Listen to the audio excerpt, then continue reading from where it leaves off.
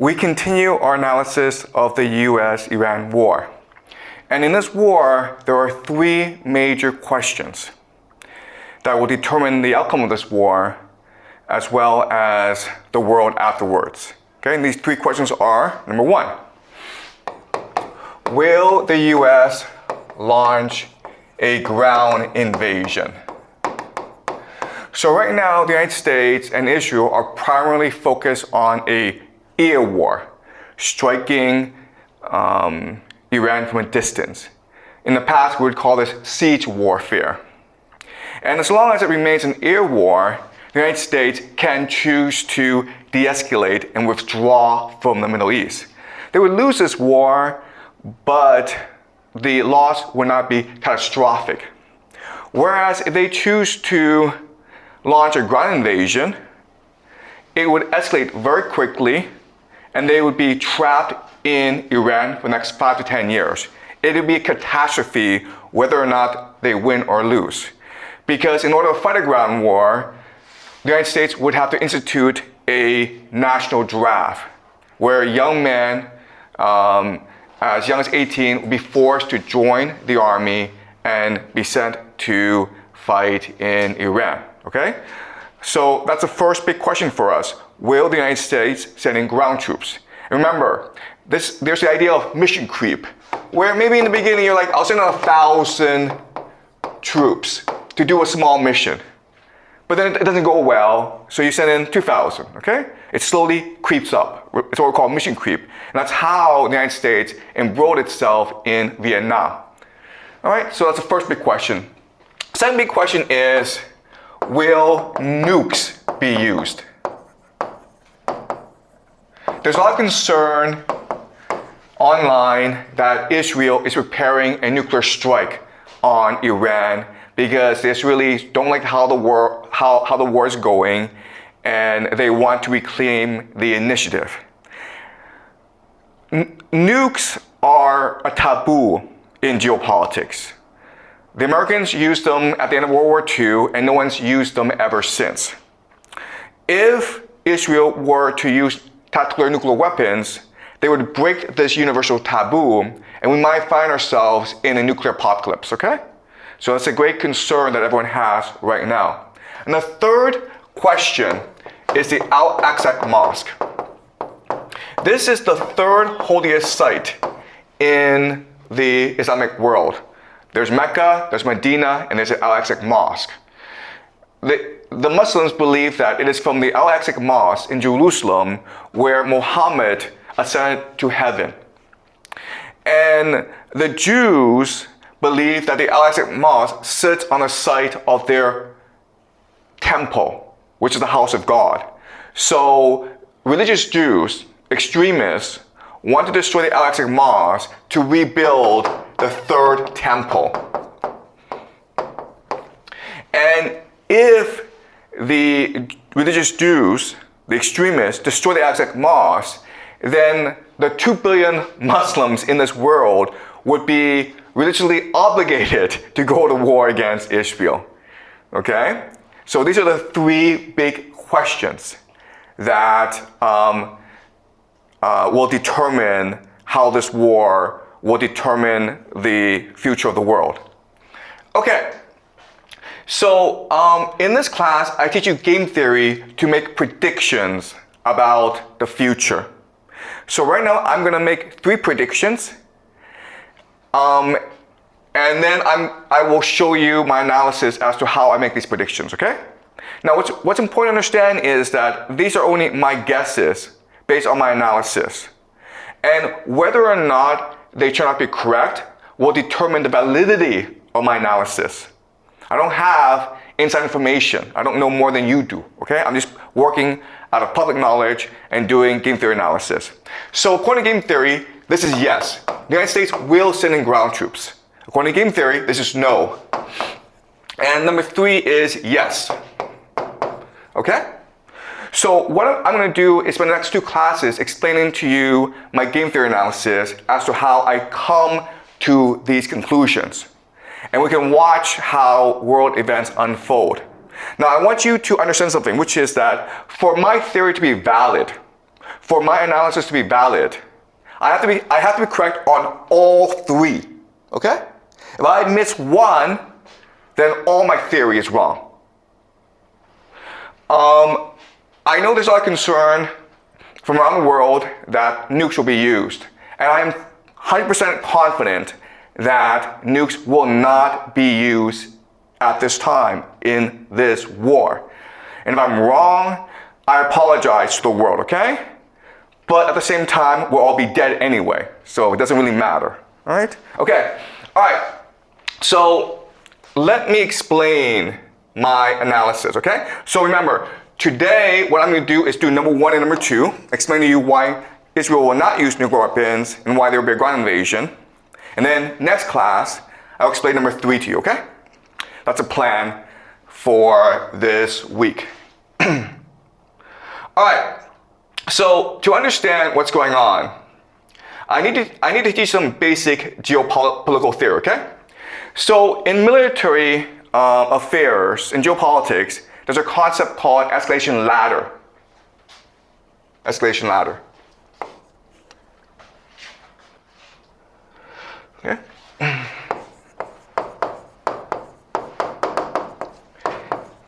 And the dominant theory is that whoever has escalation dominance has the most advantage. Okay, so what this means is, let's just say you and I get in a fight, okay? I have a knife, you have a gun. Well, a gun is more dominant than a knife. Therefore, you have a greater advantage over me, and therefore you should win, in theory, okay? And applied to this war in the Middle East, Israel and the United States have escalation dominance because they have nuclear weapons, and Iran doesn't.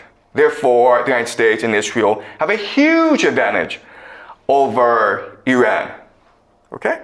But what I will show you today is that this theory is incorrect. It actually doesn't work that way, right? So let's start off with a very simple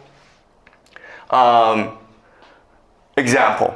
Let's just say that two people get into a fight, okay? A and B. And how the escalation ladder will work is that maybe A and B run into each other, okay?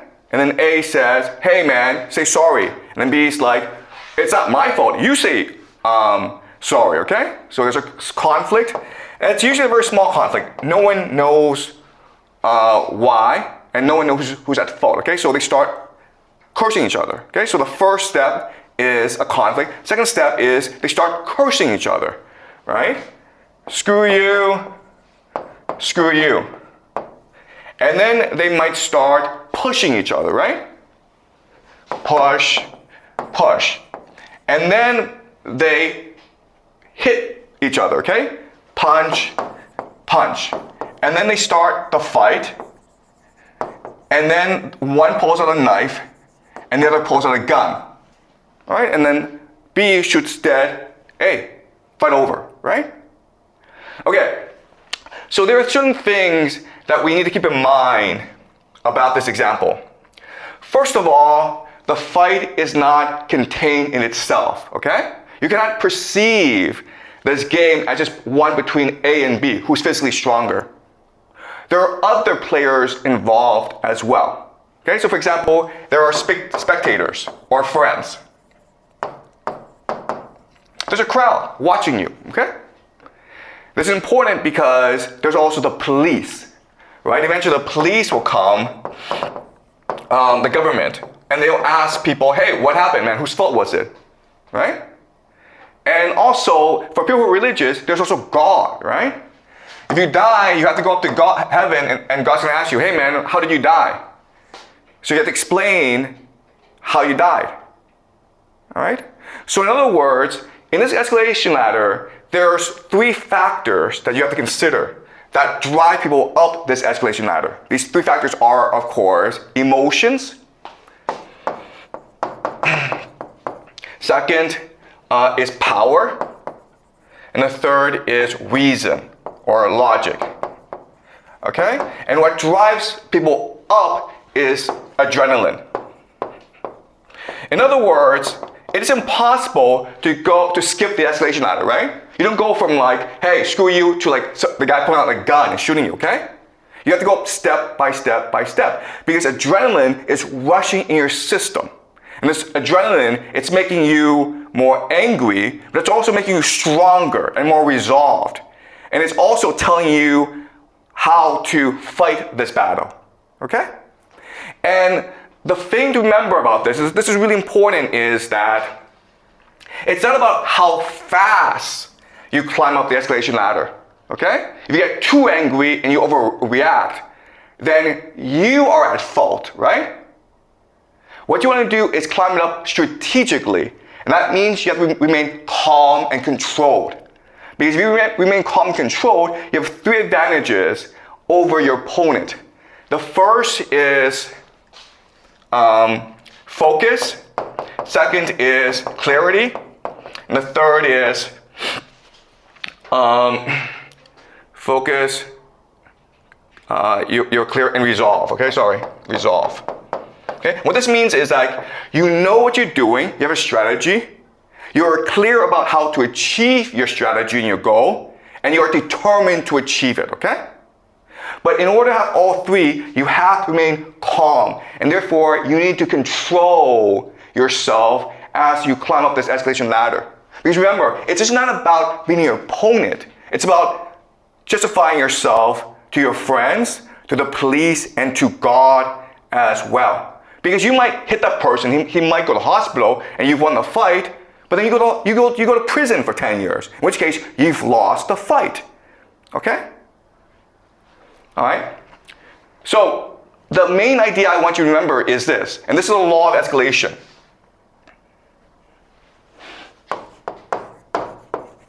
Okay, this is a very important idea in my game theory model.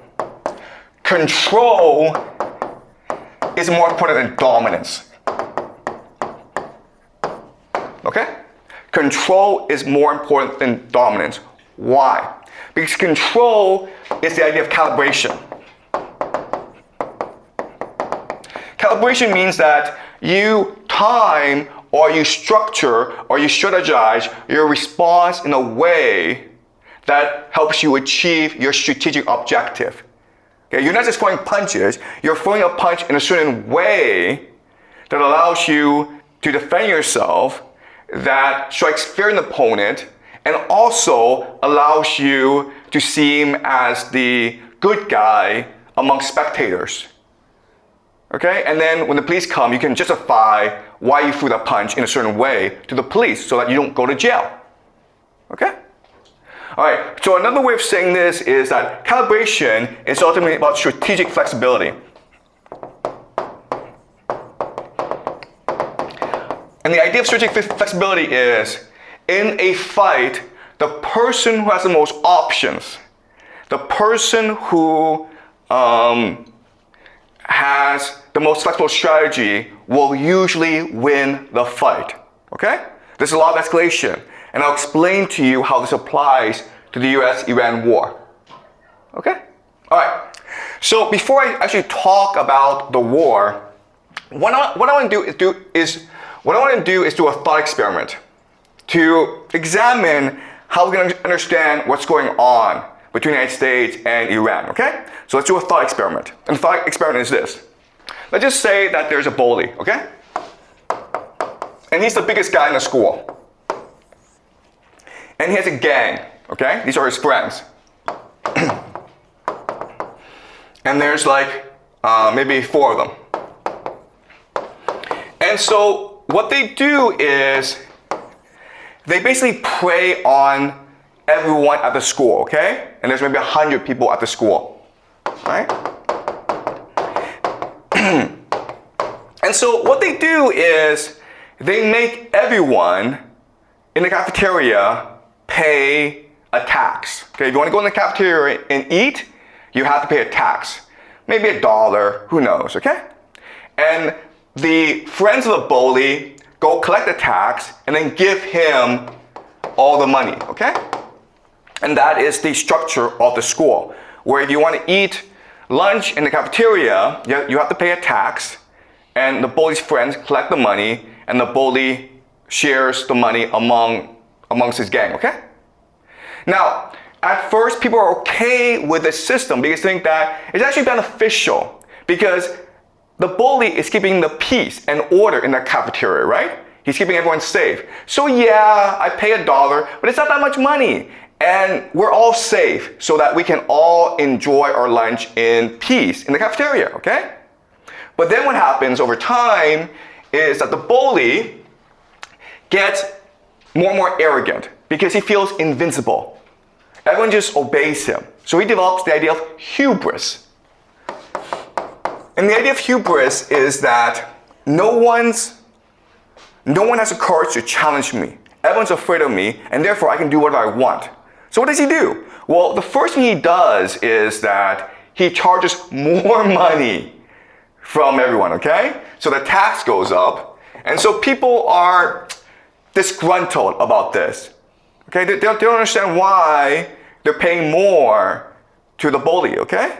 But not only that, but what he will also do is pay less money to his friends so that he can have more money because he wants to buy a car or he wants to go to Paris for the summer, okay?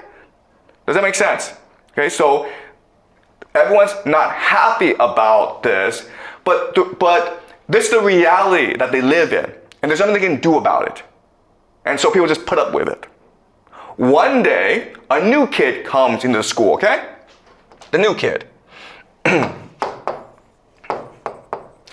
he doesn't really understand the rules of the game. He goes to the cafeteria, and he doesn't know he's supposed to pay a tax. Right? So the bully's friend comes over and says, hey man, where's $1? And he's like, what dollar? I just got here. And he refuses to pay. And so what they decide to do is teach him a lesson by ostracizing him, by making him sit alone by himself in the cafeteria. Okay, you have no friends because you don't know the rules and you refuse to play along. And the new kid is like, I don't care. I'm happy not having any friends. Okay? And so then the bully and his friends start to discuss, how can we get this new kid to play along? And so they decide what they're going to do is they're going to curse him. They're going to bully him, okay? So the new kid goes to lunch and he's eating his lunch and the friends come down and start to curse him, says, you're a wimp. Do you want to fight us? And what the new kid does is he just ignores these guys. And these guys are like, what's going on, man? Why is he afraid of us? And slowly what happens is that the other people, the other kids, recognize that, wow, maybe it is possible to rebel against the bully. Maybe it is possible not to pay these stupid taxes. And so they start talking to him secretly, okay? They give him presents, they start to smile at him, they say hi to him, okay? But the new kid just ignores everything, right? And then the friends are like, you know what? We don't actually benefit this much from this relationship anyway. Maybe if we appoint this new kid as the new bully, the new boss, he'll treat us better. And then you have other friends who are like, you know what? This bully, he's fat, he's ugly. Maybe I should be the boss, okay?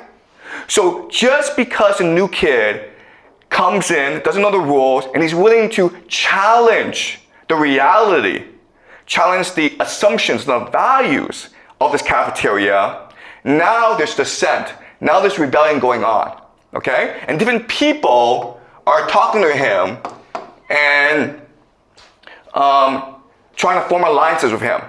But what he does, and it's really, really interesting, is that he just ignores everyone and keeps focused, okay? And then one day, the bully's friend comes over and says, you know what, you're a wimp. And the new kid finally says, I'm not afraid of you, okay? And then this friend goes back and tells his boss, hey, this new kid said, he's not afraid of you, man. What are you going to do about it? And the bully gets really angry and says, I'm going to go punch his face, okay? So the bully goes in front of the new kid and says, if you don't apologize, I'm going to punch you in the face. And the new kid's like, what did I do wrong? What should I apologize for? And the bully's kind of confused, so he goes away, comes out next day and says, you apologize now, man! And the kid's like, okay. For what? Tell me to apologize for what? And this goes on for a long time, okay? And then eventually, the bully gets so pissed off that he punches the new kid in the face, okay? So he started it. The new kid, he's hurt, but he decides to punch the bully back in the face, okay? And the bully's stronger, so he beats the bully up. So he beats up the new kid. But what's happened now is that everyone in the school has seen that the bully is not that strong. Everyone's seen that the bully is actually pretty weak. And so they recognize that, hey, if we stand alongside the new kid, we can beat the bully. All right? And eventually what happens is the bully is defeated. Does that make sense to you guys?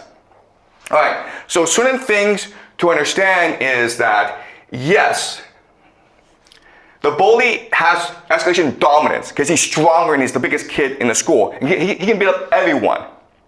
But what wins the fight is control. What wins the fight is calibration, strategic flexibility. The fact that the new kid has many different options and he's picking the option that is most strategically advantageous to him. Okay? Now, and what you will notice from this example is the bully doesn't have that many options, actually, because he needs to maintain the idea of face or credibility, right?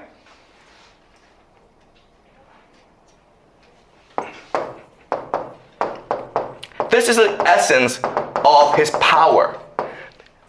His power lies in the fact that if you do not listen to him, if you do not obey him, he will come and beat the crap out of you. Right? That's credibility. And he doesn't but the moment that you show that it's actually not that big of a deal to be punched by him, he's not that strong, then he loses all credibility. Okay? Which means that he either retreats or he's forced to strike harder, to kill you. Okay? To maintain his credibility.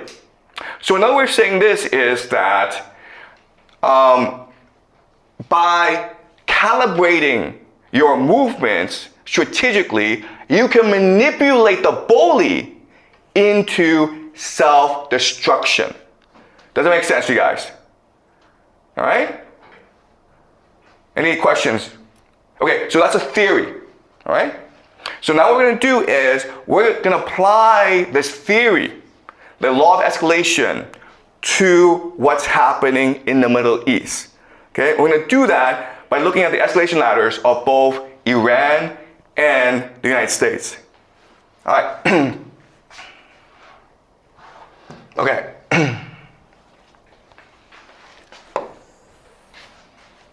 This is the US. This is Iran. Okay. So let's look at their escalation ladder.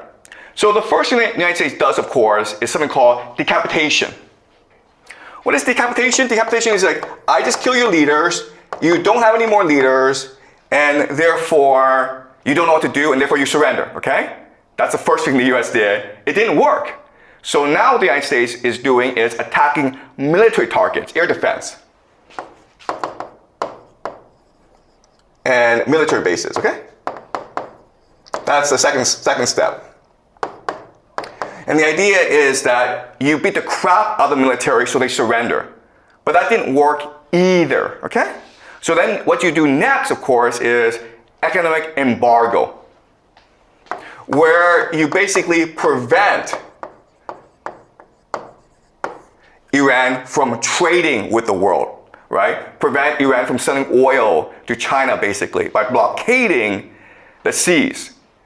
And the idea here is that if the government doesn't have any money to pay its soldiers will just not fight, okay? But that's not working either. So then what you do, of course, is you attack civilian infrastructure, okay? Which is primarily water and oil. So you may have seen the news that the Israelis attacked an oil depot in Tehran. And now if you look at a picture of Tehran, it's all black, okay? And this is a war crime, or this goes against international law because you're attacking civilians. But that's what you do when you feel as though you need to apply more pressure to win this war, okay? And so you can keep on escalating. And then what you do is that now that you've attacked the civilians and they still refuse to surrender, what you do now is you use secret weapons. Secret weapons might be advanced missiles that no one's ever seen before, okay? And the point of these secret weapons is to scare the crap out of people and say, you see how dominant we are, okay? If that doesn't work, then what you do next is use biological and chemical weapons, okay? Biochemical weapons. Doesn't work either? Then, guys, nuclear weapons. All right? So what's really important for us to understand is that you must follow this escalation ladder if you are to use nuclear weapons. And the reality is that, first of all, we have not seen secret weapons. We have not seen biochemical weapons, and therefore nuclear weapons comes later, okay? Unless I see biochemical weapons being used, I refuse to believe that nuclear weapons is on the table, okay? All right, so I think we are here, which is the beginning of attacks on civilian infrastructure. But already we're seeing arguments in the American political system against the use of weapons against civilians, okay? The reason why is that if you do this, okay, if you destroy civilian infrastructure, you unite the people behind the government. Because the idea is that you use airstrikes to split apart the government and the people, and you want the people to overthrow the government for you, okay? That's the idea here. So we are at this stage, meaning that we have a long way to go before we hit nuclear weapons, okay? All right, so now let's look at the Iranian escalation ladder. So what's happening is that in the beginning, Iran does two major things, okay? The first is attack military targets, okay? And what they're basically targeting are US radar systems and air defenses. Because once these two things go, then Iran can attack whatever it wants, okay? It's also close to Strait of Hormuz.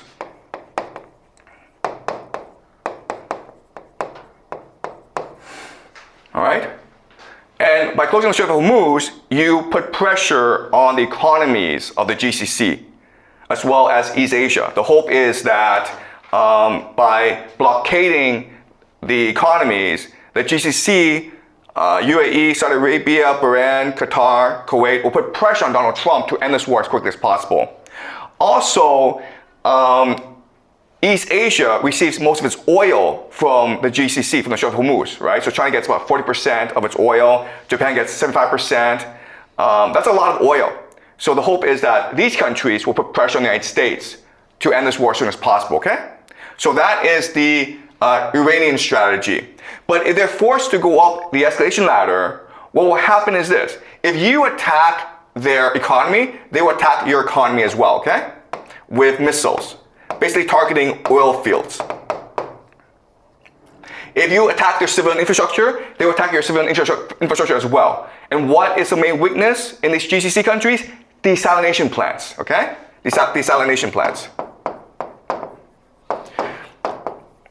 And that's it, okay? That's the extent of the Iranian escalation ladder.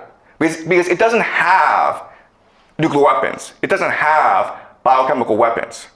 Okay? It doesn't have intercontinental missiles that it can target the United States with. So as you can see, the US and Israel have escalation dominance because they can go way up higher in the escalation ladder than Iran.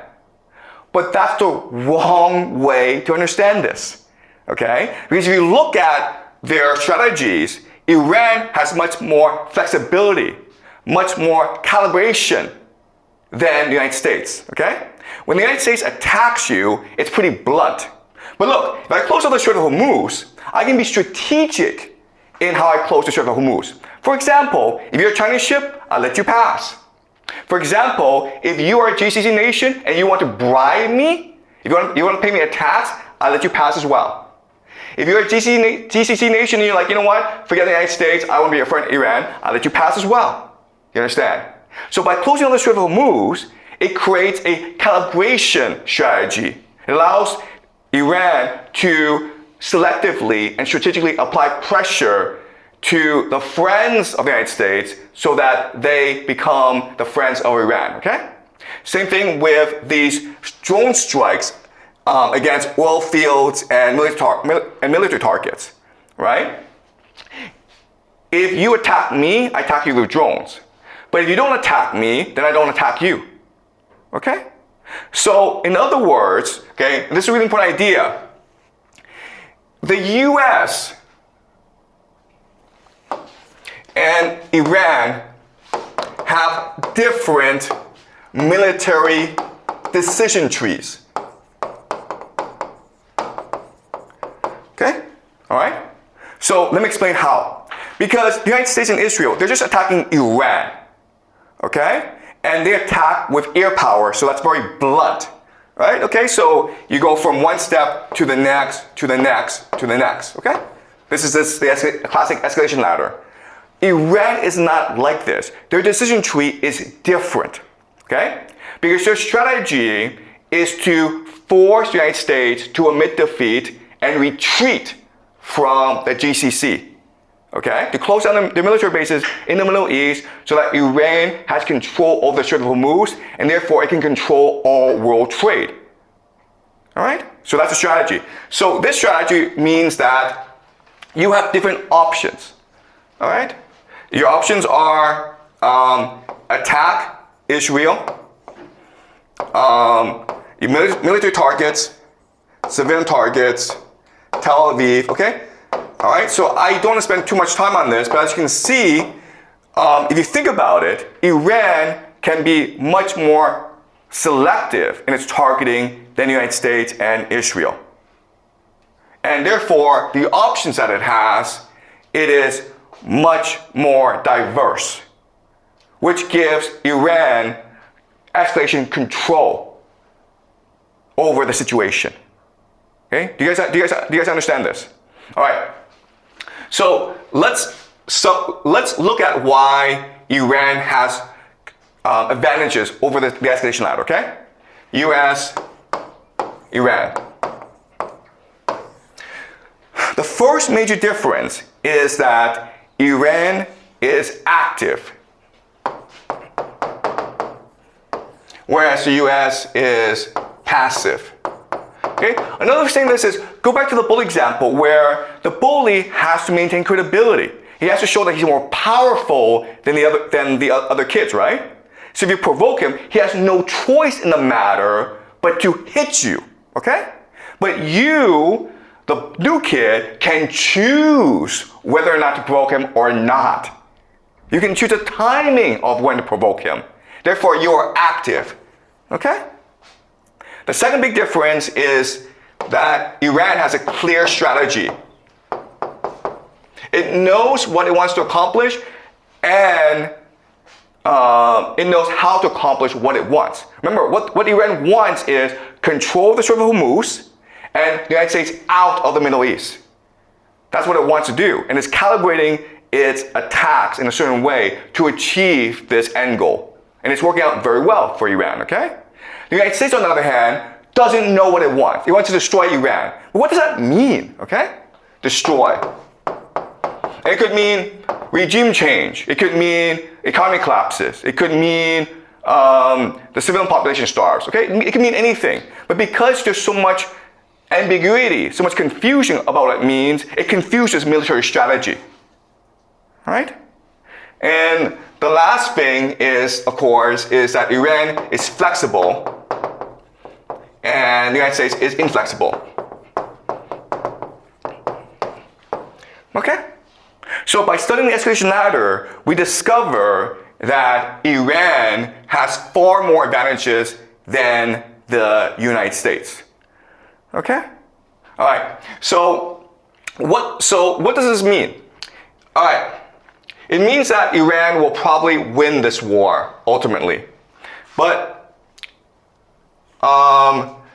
there has to be major changes to its society in order to win this war. All right? So remember, to win a fight, you have to have three things: focus, clarity, and resolve.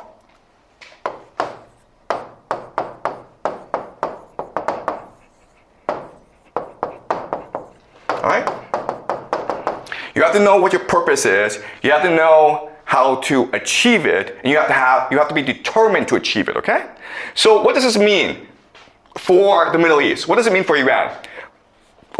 First thing is focus means unity, meaning that you have to unite your population, which means basically crushing all dissent. We can't argue anymore. We have to unify for a purpose, okay? The second thing, clarity, is to censor people. Censorship. And we're already seeing that in Israel, where you're not allowed to film military strikes. Okay? If a drone comes and attacks Tel Aviv in Israel, you cannot film that and put on social media. Okay? The government will come and arrest you. Same thing in Dubai. You cannot show Dubai being attacked. Okay? So massive censorship going on. And resolve just means militarization, where the Middle East moves towards total war. Total war just means that every citizen now is recruited into the war effort. It just means that the entire economy is geared towards war. Okay? And one last point I'll make is this. What we need to understand about the escalation ladder is that as it moves up, we have to remember that this war is being fought multidimensionally. Okay? What does that mean? It means that the military is just one dimension, but there are four major dimensions. There are others, but let's focus on four major dimensions, okay? The first major dimension is narrative. Narrative is basically world opinion. Second is political. Political just means the relationship of nations to each other. The relationship of the government to the people, okay? Political. The third dimension is economic. And the fourth is military. And what's really important to understand is that the military dimension is probably the least important. There are other dimensions that are much more important. Therefore, these four factors determine how the United States and Iran move up the escalation ladder. Okay? Because your purpose is to control the narrative and justify why you're doing what you're doing. Political means you still have to maintain good relations with other states, right? So as the United States is fighting this war against Iran, the United States is still talking to China. The United States is still talking to Russia, okay? So that discussion, that political discussion, determines the contours of this fight. Economic means that as this fight is still happening, nations are still trading with each other. And that factors into how the military is fought. Okay? Does that make sense? So I know this is very complicated, but you need to understand how complicated war is. It's not as simple as saying, you know what, let's nuke that guy. It doesn't work that way. Okay? There are a lot of constraints. There's a lot of factors, a lot of stakeholders involved to constrain the use of nukes. Okay? All right. So let's now discuss ground troops. All right. The first question we look at is, will ground troops be used? And the answer, unfortunately, is yes, they have to be used. And it has to do with how the military works, okay? Of how wars are fought. Basically, when you fight a war, you have to have a correct cost pyramid, okay? And the most simple cost pyramid, okay, is this. Infantry, soldiers, okay? All right? They're at the bottom. Why? Because they're the cheapest. What's above them? Armor. Okay? Artillery, tanks. They're more expensive to produce. You need more resources. You need more time. Then you have naval. right? Then you have ear. Okay, does that make sense? This is the cost pyramid.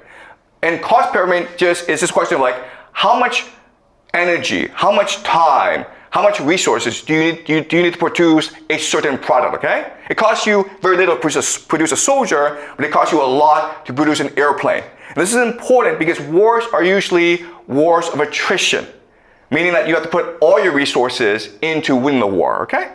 So this is just production capacity. And this is the most standard model that you have of a cost pyramid for a military war. Okay, does it make sense, guys?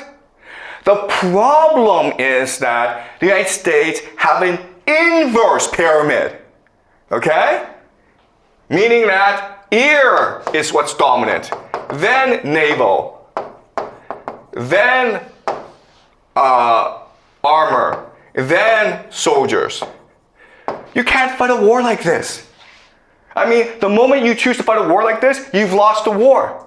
Because you either take out the country in like 2 days, or you scoot over. Because you cannot replenish your forces. Now, I know this is hard to understand, but 1991, the Persian Gulf War, 2003, the Iraq War, these are not real wars, okay? Because the Americans were so dominant, and Iraq was so weak, that it was basically a video game. All right? It was just these pilots flying around, just bombing everything, okay? It's like guys in tanks just running over the Iraqi army. Those were just video games. But this Iran thing is a real war. And therefore, you cannot fight a war like this. If you want to win this war, the only thing you can do is return to a realistic cost pyramid. You don't have a choice in the matter, right? Because again, your cheapest product are soldiers, right? And your most expensive are airplanes. You cannot afford to lose an airplane in order to save a life of a soldier. Eventually, this cost-benefit analysis will blow up on you, okay? Okay, does that make sense, guys? All right, so if the United States wants to win this war, then it has no choice but to use ground troops, to use soldiers as the main force of its military. Any questions so far? All right. Okay. Now the question then is, will the United States use ground troops? I already said that if the United States is to win this war, it has no choice but to use ground troops. But will the United States use ground troops? And a lot is determined by the game theory strategies of the different players, okay? So let's look at the 4 major players in this war.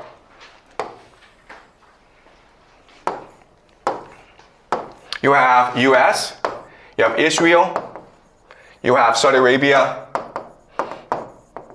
and you have Iran. Okay? All right? So, the United States and Iran, they're pretty easy to understand. What the United States wants to do is destroy Iran.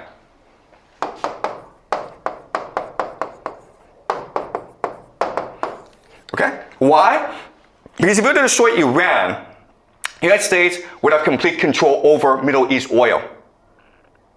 And it would control global trade through the Strait of Hormuz.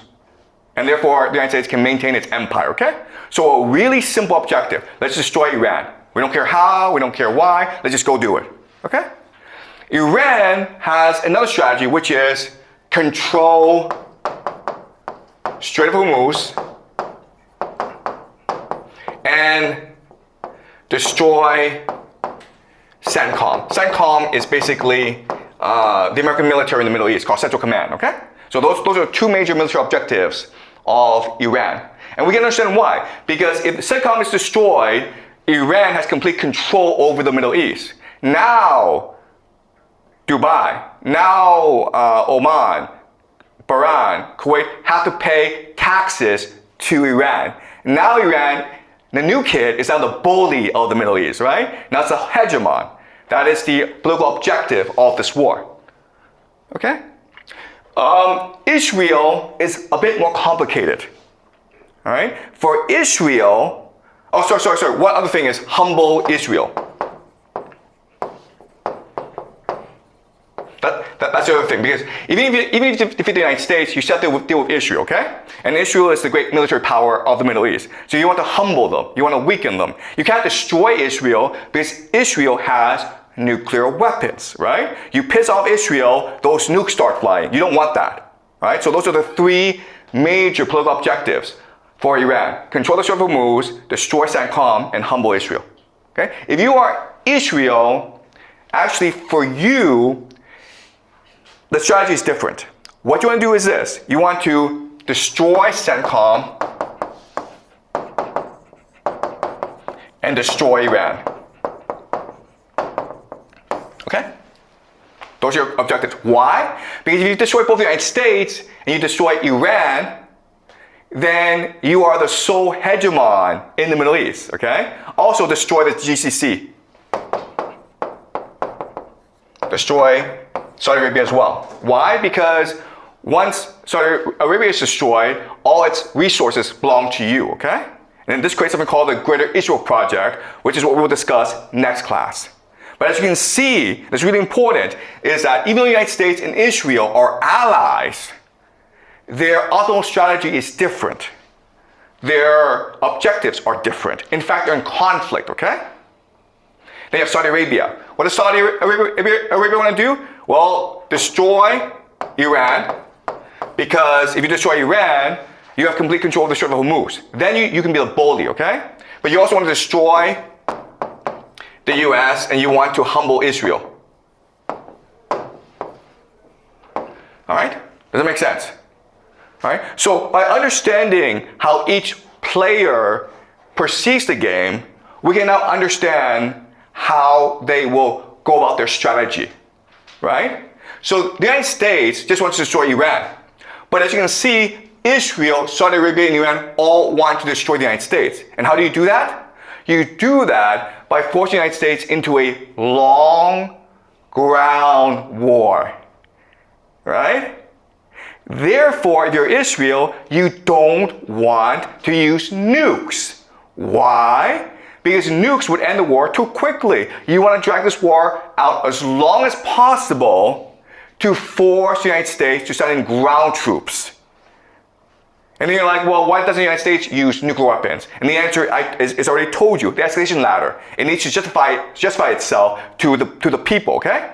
When you do anything, all right, when you do anything,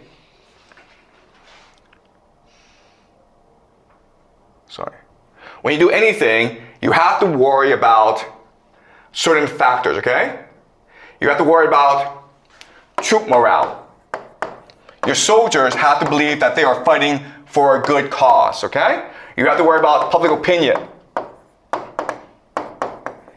You have to make sure that the world is on your side. You have to worry about politics, political will. You have to make sure the people are unified, and you have to worry about enemy morale. You don't want to piss off your enemy so much that they go into an extreme, they jump the escalation ladder to extreme beyond your control. Okay, does that make sense? Okay? So as you can see, war is extremely complicated. It's not just about weaponry. It's not just about resources. It's ultimately about controlling the narrative, controlling the political landscape. Okay? Marshaling the resources in a proper way that is strategically beneficial. All right? Does that make sense to you guys? Okay. So, yeah, so we just answered two questions. Will the United States use ground troops? Yes, it will, because Iran, Saudi Arabia, and Israel will work together to force a ground invasion, even though the United States doesn't want to do so. But unfortunately, the United States doesn't have a clear, coherent strategy. It's passive. Therefore, it can be manipulated into sending a ground invasion, okay? And the second question is, will Israel and the United States use nuclear weapons? And the answer is no, because it's not in their best interest to use nuclear weapons. Okay? Israel wants the United States to lose this war. And so that means a long war that destroys the American political will to fight any more foreign wars. If America loses, Israel becomes the dominant power in the Middle East. Okay? And so the last question is, the Al-Aqsa Mosque. And we'll answer that next class on Thursday. Any questions?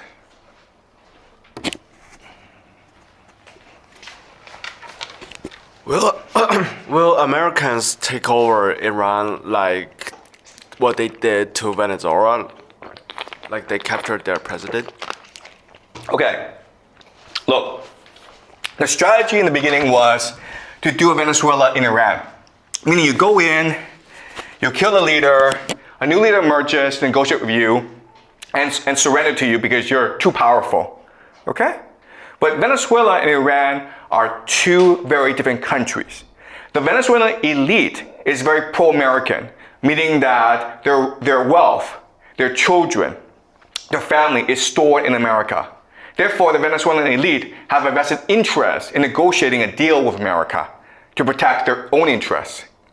But for 40 plus years, America has sanctioned the Iranian elite, and Iran has become poor and angry and disgruntled because of that. Therefore, they lose nothing by fighting you, okay? So even though you've killed the supreme leader, and you've killed many of their leaders in fact, the elite themselves are unified in opposing you. Okay, does that make sense? Okay, any more questions? Yep. Alan? So, I in fact have a question about the motivation of U.S. to involve in this war. Like as you said, that U.S. want to control all the oil, so like they must destroy Iran. But I think this is like a little bit confusing because I think U.S. know that this war is really highly risk and it can potentially even like destroy the whole systems. So why U.S. risk the risk of like whole system collapsing to like control the oil that Iran had? Okay, all right. So this is the key question that everyone's arguing about. Quite honestly, we're going to argue this for the rest of eternity, okay? We're going to argue this for eternity because like no one knows. And there's never going to be a clear answer. In fact, there are multiple possibilities, okay? What I'm going to do today is offer you the most simple explanation. In the next class, I will offer you a much more complicated explanation, okay? But the simple explanation is this. Again, this goes back to military doctrine, how the United States military works, okay? And the military doctrine is prevent the heartland from arising, right? So the United States is here, this is Europe, this is Russia, this is Iran, India, China, Japan, this is Middle East, and this is Africa. All right, so the American military doctrine is this. The greatest threat to American power is the heartland unifying, okay? Why? Because if the heartland unifies, it can trade by itself through railways. But America is primarily a naval power. Therefore, it requires people to trade by sea, okay? And so its strategy is to make sure there's never any cohesion in the heartland. Either by making sure that no great power arises in the heartland, and that's why America went to war in World War I and World War II, because there's a great fear that Germany would conquer the world, or Europe, and Asia, and create the heartland, okay? Therefore, America had to stop Germany from rising. So you either make sure no great power arises, or you create so much conflict that they're always fighting each other. And that used to work before, okay? Now, there's a problem. The problem is the BRICS nations. Russia, Iran, and China are coming together. And if they come together, guys, that's a major piece of the heartland. And everyone else, Europe, Middle East, Africa, India would probably follow, okay? Because it is easier to trade in the heartland than it is trade with America, especially with the US dollar declining, right?